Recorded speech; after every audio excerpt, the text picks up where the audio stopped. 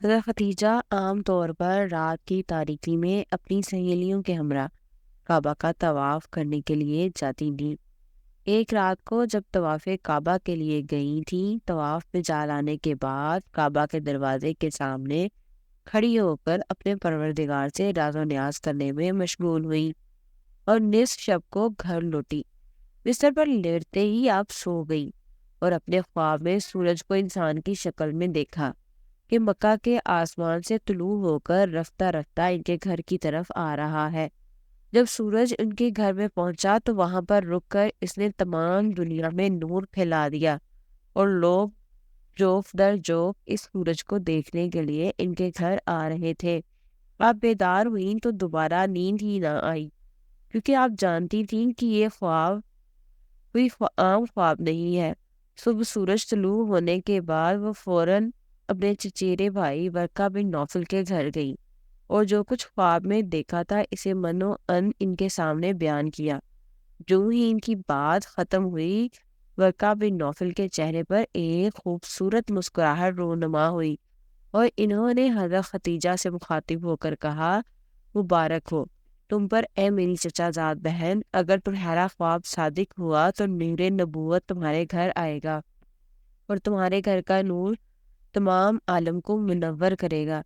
ناظرین گرامی، حضرت ختیجہ کے چچیرے بھائی ورقہ بن نوفل بن اسد اپنے زمانہ میں جزیرۃ العرب کی ایک مشہور دانشور اور خدا پرست راہب تھے۔ ان کو آسمانی کتابوں کے بارے میں کافی علم تھا اور عربستان میں دوران جاہلیت کے 4 مشہور عابدوں میں سے ایک شمار ہوتے تھے۔ آپ لوگوں کو آخری نبی کی نشانیاں بتایا کرتے اور یہ بھی بتاتے کہ ان کی نبوت کا وقت قریب ہے۔ حضرت ختیجہ گہری سوچ میں پڑ گئیں کہ نور نبوت کیسے ان کے گھر آئے گا اور ان کا گھر کیسے تمام دنیا کے لیے نور کا مرکز بنے گا۔ حضرت ختیجہ ایک مدت تک اس خواب کے بارے میں غور و فکر میں مشغول تھی اور اس کی تعبیر کا انتظار کر رہی تھیں۔ مکہ کی عورتیں ایک رسم کے مطابق قدیم زمانہ سے ہر سال ماہ رجب کی ایک رات کو کعبہ کے پاس جمع ہوتی تھیں اور جشن و سرور کی ایک محفل منعقد کرتی تھیں، اور اس محفل میں اہل کتاب میں سے ایک دانشور کو تقریر کرنے کی دعوت دی جاتی تھی۔ ایک رات کو ایسی ہی ایک محفل منعقد ہو رہی تھی جب حضرت ختیجہ اس محفل میں پہنچی۔ اس وقت ایک یہودی عالم نے تازہ اپنی تقریر شروع کی تھی۔ اس کی تقریر کے دوران اچانک حضرت محمد صلی اللہ علیہ وآلہ وسلم کعبہ کے پاس سے گزرے۔ تقریر کرنے والے اہل کتاب کی نظر جو ہی حضرت محمد پر پڑی تو اس نے اپنی تقریر کو روک کر عورتوں سے یوں خطاب کیا، اے قریش کی خواتین، جو جوان ابھی ابھی کعبہ کے پاس سے گزرا وہ مستقبل میں پیغمبر آخر الزماں ہوگا۔ آپ میں سے جو بھی اس کی شریک حیات بن سکتی ہو اس میں تاخیر نہ کرنا۔ اس اہل کتاب و دانشور کے کلام کو سن کر خواتین میں ہلچل مچ گئی۔ ان میں سے بعض عورتیں اس دانشور کے کلام پر ہنستی تھیں اور بعض عورتیں مذاق اڑاتی تھیں اور بعض عورتیں اس کو برا بھلا کہتی تھیں۔ بہرحال محفل شور و گل اور پنچل سے دوچار ہوئی اور عورتیں متفرق ہو گئی۔ حضرت ختیجہ گھر چلی گئی اور اپنے خواب اور یہودی عالم کی باتوں میں رابطہ تلاش کرنے لگی۔ اگلے دن حضرت ختیجہ نے اپنی کنیز کو اس یہودی دانشور کے پاس بھیجا اور اسے اپنے گھر آنے کی دعوت دی۔ یہ اہل کتاب دانشور جب حضرت ختیجہ کے گھر پہنچا تو حضرت ختیجہ نے اس سے سوال کیا کہ اے دانشور، آپ نے کیسے سمجھا کہ محمد خدا کے پیغمبر ہیں؟ یہودی عالم نے جواب میں کہا، میں نے ان کی صفات کو تورات میں پڑھا ہے۔ تورات میں آیا ہے کہ پیغمبر آخر زمان کے ماں باپ ان کے بچپن میں دنیا سے چلے جائیں گے، ان کی کفالت، پرورش اور حفاظت ان کے جد کریں گے اور وہ قریش کی ایک خاتون سے شادی کریں گے جو اپنی قوم کی عظیم خاتون ہوں گی اور اپنے قبیلے میں امیر اور صاحب تدبیر ہوں گی۔ اس کے بعد اس یہودی دانشور نے حضرت ختیجہ سے مخاطب ہو کر کہا، اے ختیجہ، میری اس بات کو اپنے پاس محفوظ رکھنا اور اسے فراموش نہ کرنا۔ اس کے بعد اس دانشور نے حضرت کی عظمت و جلال کے بارے میں چند اشعار پڑھے اور واپس جاتے وقت حضرت ختیجہ سے مخاطب ہو کر کہا، کوشش کرنا کہ محمد کو نہ کھو دینا، ان کے ساتھ شادی کرنے میں دنیا و آخرت کی سعادت ہے۔ حبیب خدا سرور کائنات احمد مجتبیٰ حضرت محمد صلی اللہ علیہ وآلہ وسلم 25 برس کے ہوئے تو خشک سالی نے مکہ کو گھیر لیا تو جناب ابو طالب نے حضرت محمد سے مخاطب ہو کر کہا، اے میرے بھتیجے، ہم سخت حالات سے دو چار ہیں۔ میں بھی بوڑھا اور تنگ دست ہو چکا ہوں اور زندگی کے آخری ایام گزار رہا ہوں۔ میری تمنا ہے کہ مرنے سے پہلے آپ کے لیے ایک شریک حیات کو منتخب کروں تاکہ آپ کی شادی کرے اور میں بھی اطمینان و سکون کے ساتھ اس دنیا کو داغ کر جاؤں، لیکن مالی مشکلات میری اس تمنا کو عملی جامہ پہنانے میں رکاوٹ بنی ہوئی ہیں اور آپ کے مستقبل کے بارے میں فکر مند ہوں۔ جناب ابو طالب نے اپنی بات کو جاری رکھتے ہوئے فرمایا، اے محمد، قریش کا تجارتی کاروان عنقریب تشکیل پا کر شام جا رہا ہے۔ خدیجہ بنت خولید ہماری رشتہ دار ہے اور کافی دولت مند ہے۔ مکہ کے بہت سے لوگوں نے ان سے مال اور سرمایہ قرض کے طور پر لیا ہے۔ ان کے مال سے تجارت کرتے ہیں۔ اگر آپ خدیجہ کے پاس جائیں گے تو مجھے یقین ہے کہ وہ آپ کو کافی مال دیں گی۔ اس سرمایہ سے مال خرید کر قریش کے کاروان کے ہمراہ آپ شام چلے جائیں۔ شاید اس تجارت کے نتیجے میں آپ کو کوئی نفع مل جائے اور خداوند ہماری زندگی کی بعض مشکلات کو حل کر دے۔ دوسری طرف حضرت خدیجہ بنت خولید کے پاس رسول اللہ کی صداقت و امانت کی خبریں متواتر پہنچ رہی تھیں۔ ابھی چچا ابو طالب کے ساتھ رسول اللہ صلی اللہ علیہ وآلہ وسلم کی باتیں جاری تھیں کہ حضرت خدیجہ کا غلام یہ پیغام لے کر آ گیا کہ خدیجہ آپ کو اپنا مال دے کر تجارت کے لیے شام بھیجنا چاہتی ہیں، اور وہ فرماتی ہے، میں جتنا معاوضہ دوسروں کو دیتی ہوں آپ کو اس سے 2 گنا دوں گی۔ اس پر ابو طالب نے آپ صلی اللہ علیہ وآلہ وسلم کو کہا کہ یہ وہ رزق ہے جو اللہ نے تمہاری جانب کھینچ کر بھیجا ہے۔ اس کے بعد آپ قافلے کے ساتھ شام کی طرف روانہ ہوئے۔ آپ کے ہمراہ حضرت خدیجہ کا غلام میسرہ بھی تھا۔ جب قافلہ شام کے شہر بصرہ میں پہنچا تو وہاں نستور راہب نے آپ صلی اللہ علیہ وآلہ وسلم میں نبوت کی علامات پہچان لی۔ تو آپ صلی اللہ علیہ وسلم نے تجارتی سامان فروخت کر لیا تو ایک شخص سے کچھ بات چیت بڑھ گئی۔ اس نے کہا کہ لات و عزا کی قسم اٹھاؤ، تو حضرت محمد صلی اللہ علیہ وآلہ وسلم نے فرمایا، میں نے کبھی ان دونوں کی قسم نہیں کھائی، میں تو ان کے پاس سے گزرتے ہوئے ان سے منہ موڑ لیتا ہوں۔ اس شخص نے یہ بات سن کر کہا، حق بات تو وہی ہے جو تم نے کہی۔ پھر اس شخص نے میسرہ سے مخاطب ہو کر کہا، خدا کی قسم، یہ تو وہی نبی ہے جس کی صفات ہمارے علماء کتابوں میں لکھی ہوئی پاتے ہیں۔ تیسرا واقعہ یہ پیش آیا کہ میسرہ نے دیکھا کہ جب تیز گرمی ہوئی تو بادل نبی کریم صلی اللہ علیہ وآلہ وسلم پر سایہ کر رہے ہوتے تھے۔ یہ سب کچھ دیکھ کر میسرہ تو آپ سے بہت ہی زیادہ متاثر تھا۔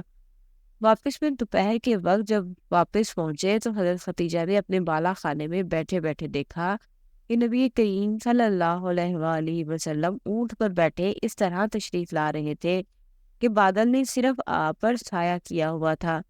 حضرت خدیجہ اور ان کے ساتھ بیٹھی ہوئی عورتوں نے یہ منظر دیکھا کر بہت تعجب کیا۔ قافلہ رکا تو میسرہ حضرت خدیجہ سے ملنے گیا اور سارے سفر کی روداد سنائی۔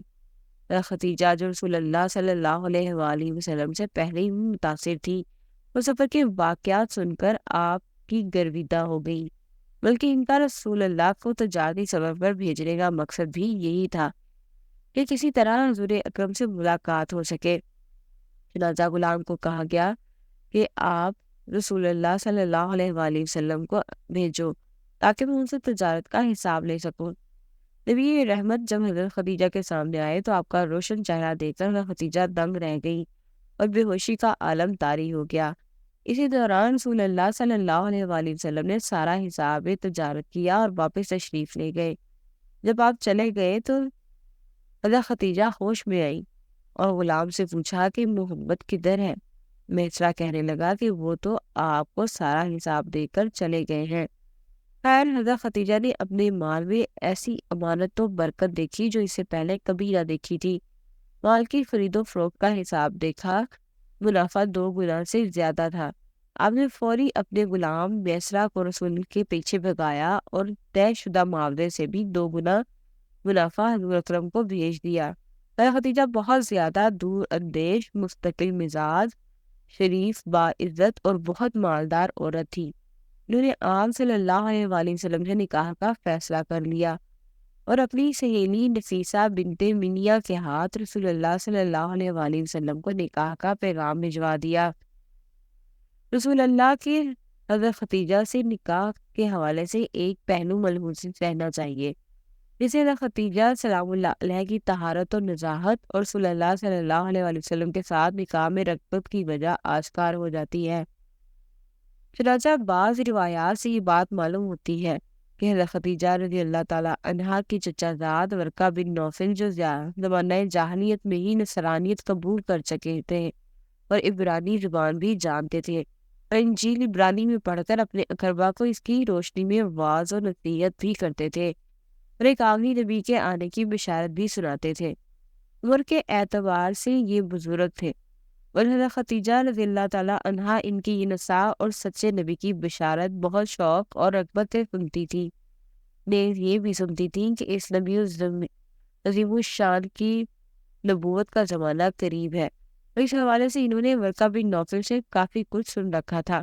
چنانچہ رسول اللہ صلی اللہ علیہ وآلہ وسلم یمن کی صداقت و دیانت اور دیگر صفات کمال کا ذکر سنا اور ورقہ بن نوفل کی بتلائی ہوئی بعض علامات نبوت آپ میں پائیں تو انہوں نے اپنے غلام میسرہ کے ساتھ رسول اللہ کو مال تجارت دے کر اسی لیے بھیجا کہ آپ صلی اللہ علیہ وآلہ وسلم کے تجارتی و مالی معاملات اور سفر میں آپ کے اخلاق و عادات کا مزید مشاہدہ کر سکے۔ اسی لیے بعض روایات میں ہے کہ انہوں نے غلام کو ہدایت کی تھی کہ سفر کے تمام واقعات نوٹ کرے اور واپسی پر پوری تفصیل بتائے۔